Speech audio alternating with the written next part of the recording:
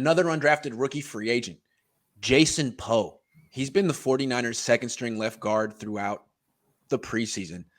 He's been phenomenal in the one-on-one pass rush drills in camp.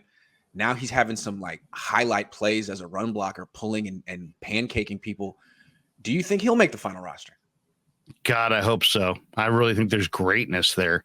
Yeah. I mean, this guy's strong. He plays with leverage. He's an athlete. He can move his feet. He doesn't give a lot of ground, in his pass protection.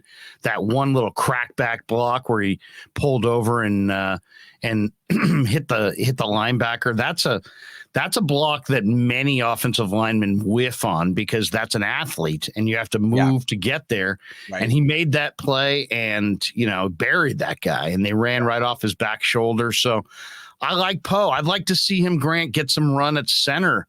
I'd like to see what he looks like at center because I really think that their most dominant front, in the interior could be Banks, Poe, and Burford. So I'd love to see Poe get some center reps in this final week. It doesn't sound like it's going to happen, but yeah, I'd like to see him make the team. I don't, maybe this is one spot where they have to take one extra roster spot and devote it to an extra offensive lineman to make sure that they, try to keep their inventory of young players. Yeah, I mean, I think there's a possibility if they cut Jordan Mason that he could slide through just because he's a running back, kind of like what used to happen to Jeff Wilson Jr. Not so with Jason Poe. A guard who plays like this, I think he has real starter potential. In fact, I'm going to say some hot takes right now, but it's my show and I'm allowed to do it. I think he's the second best offensive lineman on the team right now after Trent Williams. I like him that much. And I like Spencer Burford too. The addition of Burford and Poe, huge for this team. I think Poe's a better player than Banks.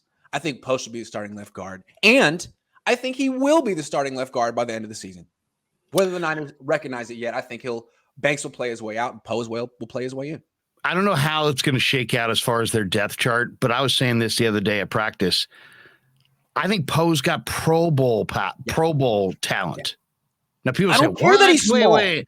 He's undrafted and he's small. Pro Bowl talent. Who cares that he's 6'1", 300-pound, big enough? What matters is that he's freaking strong and fast and quick and explosive, and you can't get under his pads. You know what he reminds me of, Grant? Who? Do you remember Keith Sims, who played with the Dolphins, and he played at Iowa State? He was a guard in the 90s, and he was short. He was like, 6'1", 6'2". Nate, kind of a little bit like Nate Newton, but like better weight. Like Nate had some bad weight. Guys who are athletic, can move their feet, have tremendous power, can uproot you, can stonewall you in the hole as a pass blocker, can create that pop in the run game. I mean, that's what Poe reminds me of. If they cut this kid loose, I mean, that would be just such a poor decision because he's going to play 10 years in the NFL for sure. And I think he's going to be a Pro Bowler. He reminds me of Shaq Mason, who was a starting guard for the Patriots for a long time, if not still. And I think one thing about the Patriots that they're good at, they don't shy away from small offensive linemen. Their right tackle is Isaiah Wynn, who's 6'2", who's one of the best right tackles in the league. And a lot of people passing him because they thought he was too small.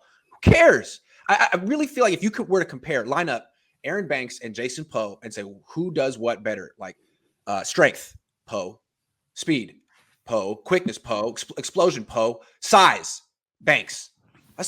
Length, Banks. Okay, all right, well, there's a lot of big offensive linemen that don't necessarily play with strength and leverage and power and you know what I mean? So I like Poe. I'm team Poe. Well, I mean, here's the other thing. As the defenders in the league get more and more athletic, it doesn't, your height means less and your athleticism means more. So you have to be an athlete to match those athletes on defense. So how do you find those athletes? You got to take them in any shape they come. And in this particular situation, if this guy were 6'4", he would have been a second round pick, but instead he's 6'1" and change, maybe 6 feet flat. And so he becomes undrafted, but he's a great athlete. It was a great scouting job by the Niners personnel department. And this guy can do it. He's just short. And I think he's going to be really, really good. Question for you. Who do you think matches up better with Aaron Donald? Jason Poe or Aaron Banks? I don't think there's any doubt. It's Poe. It's Poe because Poe keeps his feet moving. Yep. Banks, I think is gonna stonewall him for a few seconds, but as soon as Donald redirects, he's just gonna be beelining to the quarterback. And Donald's going to get underneath his pads, and Banks is going to have a tough time anchoring. You can't get underneath Jason Poe's pads. It's physically impossible. I've never seen anyone do it.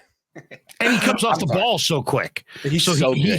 The big key for an offensive lineman is, can an offensive lineman get their hands on you before you get their hands on them? And that's what he does. He's got a great quickness off the snap.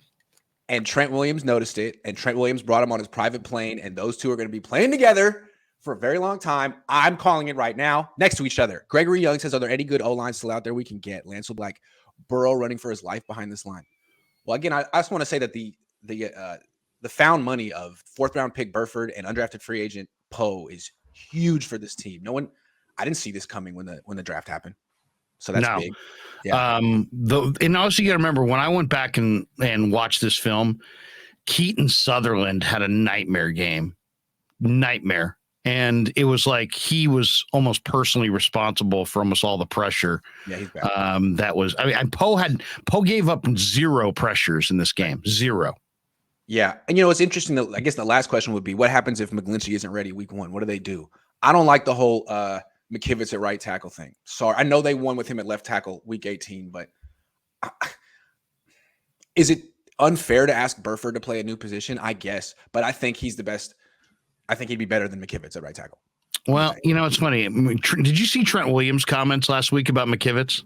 No, what'd he say? Well, he just basically said that he admires McKivitz and that McKivitz is just a tough old guy from West Virginia who's just like, he's not afraid of anybody. And he's just like, looks at everybody as a number. And, he just kind of admires his just straight toughness. So I don't know. I like McGard.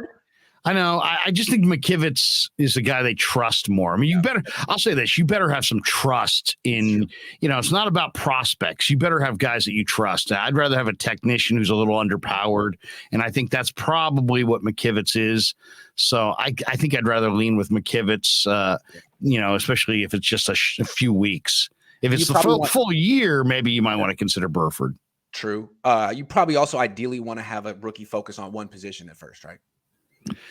I think that makes sense so they can adapt to what they're doing. I mean, you want that versatility, though, ideally. You do. And I think actually if McGlinchey's not the right tackle next year, they might want to give Burford a look. He looks like he could play. He's got the length. He's 6'4". It's not short for an offensive tackle. I don't know. Well, that's why I was saying before that Trey Sermon, Tevin Jenkins thing to me makes sense, because not that I've seen that rumor, but I mean, it sounds like the Bears are at their wits' end with Tevin Jenkins. They're going nowhere.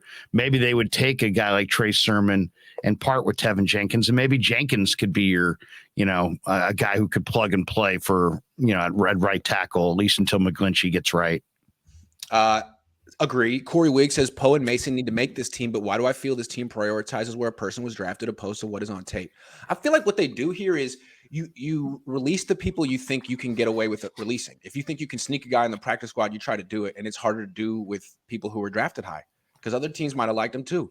So if they think they could sneak Jordan Mason on the practice squad, doesn't mean they think he's worse than Trey Sermon.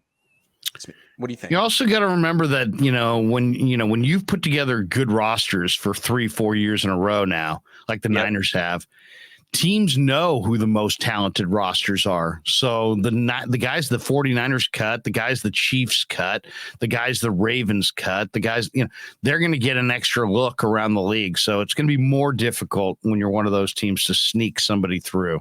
Every year, the 49ers release a linebacker and he gets signed by another team. And you may not have even heard of him, but it's just the Niners have this reputation as being a linebacker factory, which they are.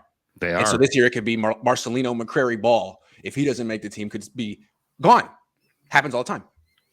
The only thing I'll say in their favor on that is, as far as that particular example, is just that the Niners are on the cutting edge of smaller, faster, and there's still some teams that believe in a little bit more size. So maybe they'll look at McCrary Ball as too small. But yeah, if you're thinking speed at linebacker, man, this guy's doing it. Which you should be in 2022.